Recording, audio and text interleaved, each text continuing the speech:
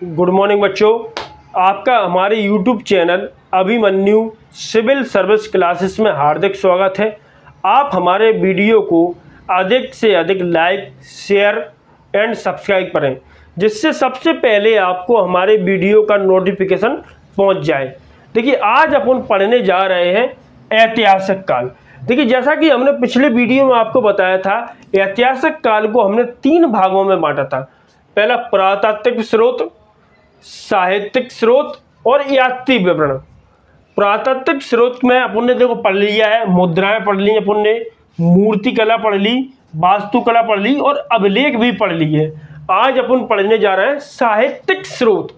साहित्यिक स्रोत को हम लोग 2 भागों में बांटकर पढ़ते हैं। कितने भागों में बांटकर पढ़ते हैं? 2 भागों में बांटकर पढ़ते हैं। नंबर पहला धार्मिक साहित्य, नंबर दूसरा लौकिक साहित्य। समझ में आया? पहला कौन सा? धार्मिक साहित्य, नंबर दूसरा लौकिक साहित्य। समझ में आया ये बात? अब देखिए, धार्मिक साहित्य के अंतर्गत अपन इसको कितने भागों में बांटते हैं? धार्मिक साहित्य के अंतर्गत इसको अपन 2 भागों में बांटकर पढ़ते हैं। देखिए, धार्मिक साहित्य को कौन कौन से भागों में बांट रहे हैं? 2 भागों में। नंबर पहला ब्राह्मण साहित्य, नंबर दूसरा ब्राह्मणेतर साहित्य। पहला ब्राह्मण साहित्य, दूसरा ब्राह्मणेतर साहित्य। देखिए, अपन ब्राह्मण साहित्य के अंतर्गत क्या क्या पढ़ते हैं?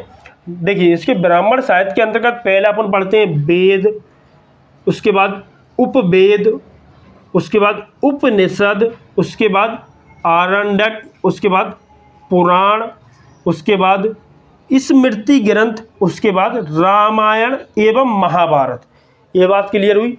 ब्राह्मण साहित्य के अंतर्गत क्या क्या पढ़ते हैं? वेद, उपवेद, उपनिषद, आरण्यक, पुराण, स्मृति ग्रंथ, रामायण एवं महाभारत। इन चीज़ों को अपन किसके अंतर्गत पढ़ते हैं? ब्राह्मण साहित्य के अंतर्गत। इन चीज़ों का अगर बात करें, इन चीज़ों का जो भी अध्ययन करते हैं अपन किसके अंतर्गत करते हैं? ब्राह्मण साहित्य के अंतर्गत करते हैं। क्लियर हुई चीज़? इसके बाद बात कर रहे हैं अपन ब्राह्मणेतर साहित्य। ये बोले तो गैर ब्राह्मण साहित्य। ये तो ब्राह्मण साहित्य के अंतर्गत हो गया, ये गैर ब्राह्मण साहित्य।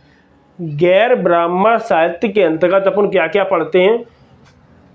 बौद्ध ग्रंथ, नंबर पहला क्या पढ़ते हैं? बौद्ध ग्रंथ, नंबर दूसरा जैन ग्रंथ, नंबर दूसरा जैन ग्रंथ। पहला बौद्ध ग्रंथ, नंबर दूसरा जैन ग्रंथ। ये बात क्लियर हुई? ये तो अपन ने पढ़ा धार्मिक साहित्य के अंतर्गत। अब बात कर रहे हैं साहित्यिक स्रोत को अपन ने 2 भागों में बांटा। पहला धार्मिक साहित्य, दूसरा लौकिक साहित्य। धार्मिक साहित्य के अंतर्गत अपन ब्राह्मण साहित्य और ब्राह्मणेतर साहित्य को पढ़ते हैं। इसके बाद अपन 2 भागों में बटा। इसके बाद अपन लौकिक साहित्य। देखिए, लौकिक साहित्य के अंतर्गत अपन मानवीय जीवन से संबंधित जो भी ग्रंथ हैं उनको पढ़ते हैं। जैसे कि कौटिल्य का अर्थशास्त्र, समझिए मेरी बात, कौटिल्य का अर्थशास्त्र, इन चीज़ों का अध्ययन करते हैं। और भी जो अन्य ग्रंथ हैं उनका भी अध्ययन अपन लौकिक साहित्य के अंतर्गत करते हैं। जो भी ग्रंथ मानव जीवन से संबंधित हों उनका अध्ययन अपन किसके अंतर्गत करते हैं? लौकिक साहित्य के अंतर्गत करते हैं। ये बात क्लियर हुई? इसके अलावा हम बात करें ऐतिहासिक काल को अपन ने यात्री विवरण के अंतर्गत भी बांटा है। 3 भागों में बांटा है। जैसे कि अपन देख रहे हैं पुरातात्विक स्रोत, साहित्यिक स्रोत, यात्री विवरण। समझे?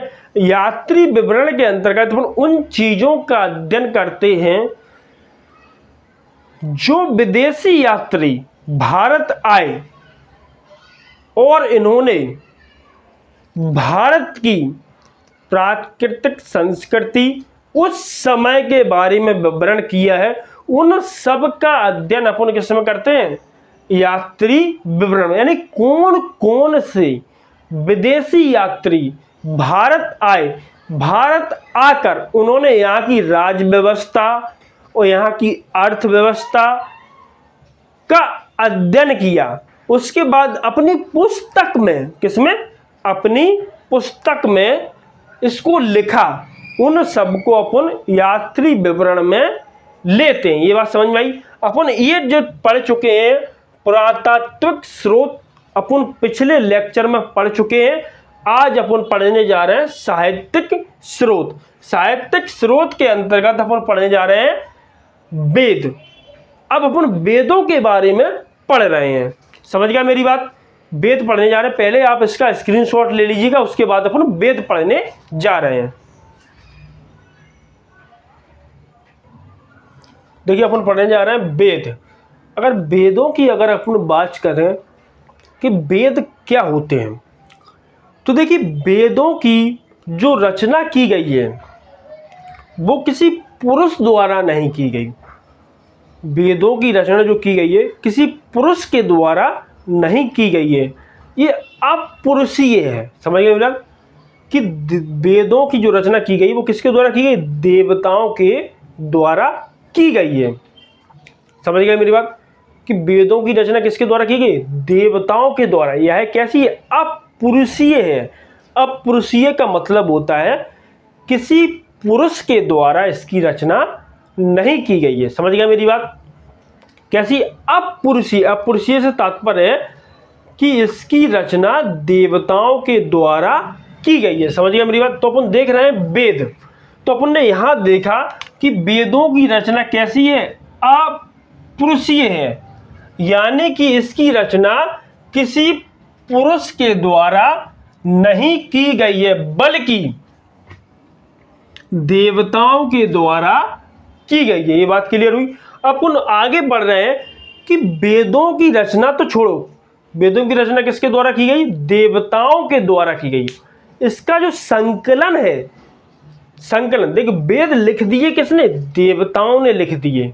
समझ रहे मेरी बात? किसके द्वारा लिखेगा वेद? देवताओं के द्वारा। अब इनका संकलन किसने किया? तो इनका जो संकलन है वो महर्षि कृष्ण द्वैपायन वेद व्यास द्वारा किया।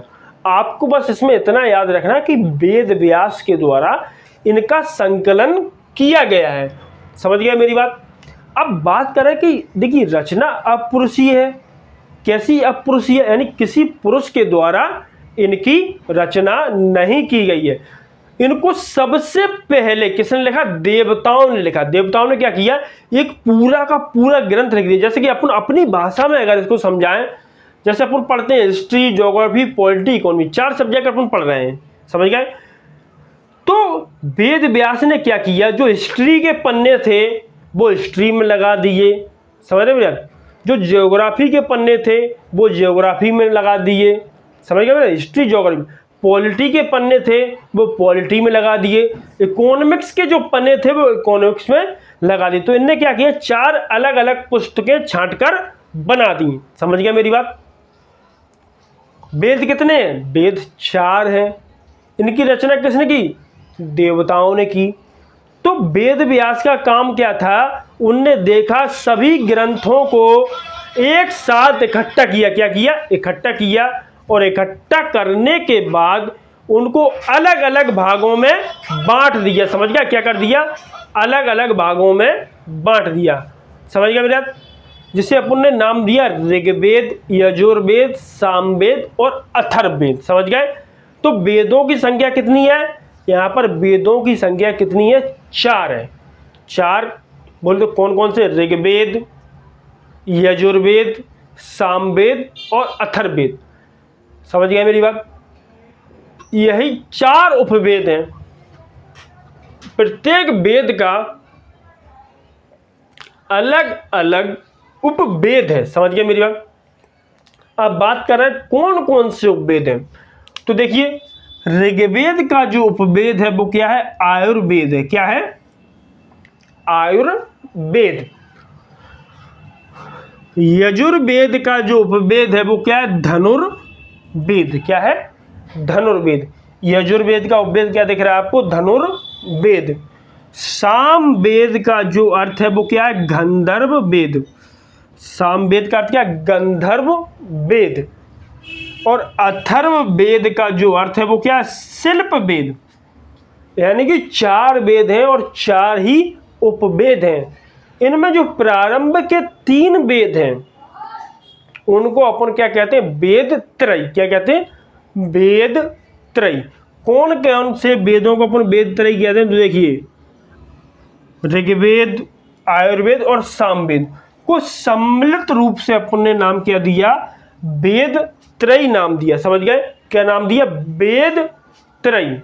ये चीजें क्लियर। अगर आपसे क्वेश्चन बने कि वेदों की रचना किसने की, तो आप लगाएंगे वेदों की रचना अपुरुषीय है, यानी कि किसी पुरुष ने इसकी रचना नहीं की है, बल्कि किसने की है? देवताओं ने इसकी रचना की है। बात है कि वेदों का संकलन किसने किया, तो ऑप्शन में मिलेगा वेद व्यास। जबकि इनका पूरा नाम क्या था? महर्षि कृष्ण द्वैपायन वेद व्यास। समझ गए मेरी बात? इन्होंने क्या किया? जितने भी वेद हैं उनमें जितनी भी रचनाएं थी सबसे संबंधित ग्रंथों को अलग अलग छांटकर क्या कर दिया? अलग अलग कर दिया और उनको अलग अलग वेदों का नाम दे दिया। ये बात क्लियर हुई? तो वर्तमान में अपन बात करें कितने वेद हैं? 4। पहले भी कितने थे? 4। ऋग्वेद, यजुर्वेद, सामवेद, अथर्ववेद। तो इनमें अपन सबसे पहले पढ़ने जा रहे हैं क्या? ऋग्वेद। क्या पढ़ेंगे अपन? ऋग्वेद। तो इतने का आप पहले स्क्रीनशॉट ले लीजिएगा, उसके बाद अपन पढ़ेंगे ऋग्वेद। देखिए, इसके बाद अपन पढ़ने जा रहे हैं ऋग्वेद, जो पहला वेद है एवं सबसे प्राचीन वेद है। इसी से हमें आर्यों के आगमन के बारे में जानकारी मिलती है। आर्यों बोले तो वैदिक सभ्यता के बारे में इसी से हमें जानकारी मिलती है कि आर्य कहाँ से आए और भारत में कहाँ पर बसे। इसके बारे में अपन आपको वैदिक सभ्यता जब पढ़ेंगे उस तब बताएंगे। अभी अपन पढ़ रहे हैं वेद। वेदों में सबसे पहला वेद पढ़ रहे हैं अपन क्या? ऋग्वेद। तो देखिए, ऋग्वेद की अगर अपन बात करें तो ऋग्वेद में 10 मंडल, 10 मंडल बोले तो 10 अध्याय हैं। अगर अपन जैसे किसी पुस्तक को पढ़ते हैं तो उसमें अध्याय अलग होते हैं, चैप्टर अलग होते हैं और प्रश्न अलग होते हैं। ये अपन देसी भाषा में, अपनी भाषा में आपको बता रहे हैं। तो ऋग्वेद में कितने मंडल हैं? 10 मंडल, 1028 सूक्त एवं 10,462 ऋचाएं हैं। अब ये क्या मंडल हैं, क्या सूक्त हैं, क्या ऋचाएं हैं, ये अगर अपन अपनी भाषा में बताएं तो देखिए, मंडल का मतलब क्या हो जाता है? अध्याय। देखिए, ये अपन लिख रहे हैं अध्याय। समझ गए? 10 अध्याय हैं। समझ गए मेरी बात? ऋग्वेद में कितने मंडल हैं? 10। मंडल से तात्पर्य अगर आज की दृष्टि में देखें तो 10 अध्याय हैं। इसके अलावा इन अध्यायों में कितने चैप्टर हैं? चैप्टर से मतलब समझ रहे हैं कितने प्रश्नावली हैं? तो 1028 क्या है? चैप्टर हैं। समझ गए?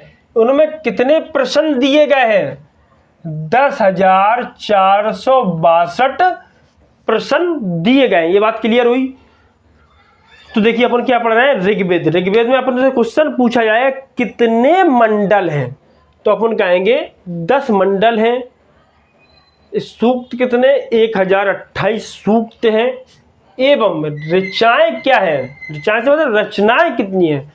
तो 10,462 क्या है?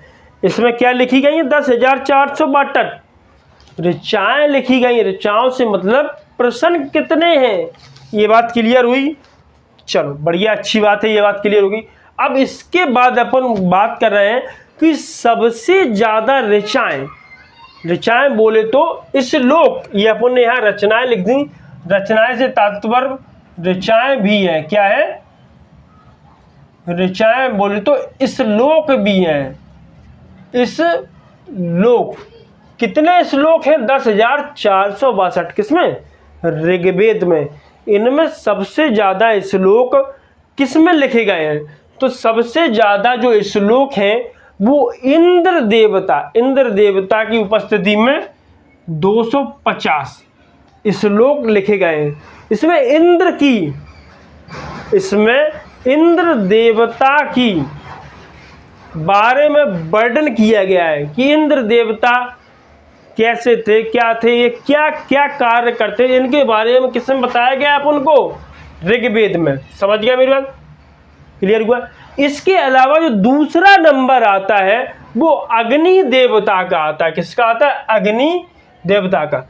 अग्नि देवता की उपस्थिति में 200 ऋचाएं लिखी गई। कितनी? 200। जो अग्नि देवता थे, अग्नि की बात करें, ये तो देखो मानव और देवता के बीच में मध्यस्थ का साधन थे अग्नि, क्योंकि यज्ञ के द्वारा अपन क्या करते थे? देवताओं से संपर्क करते थे। जबकि इंद्र वर्षा के देवता थे। किसके थे? वर्षा के देवता थे। ये बात क्लियर हुई आपको?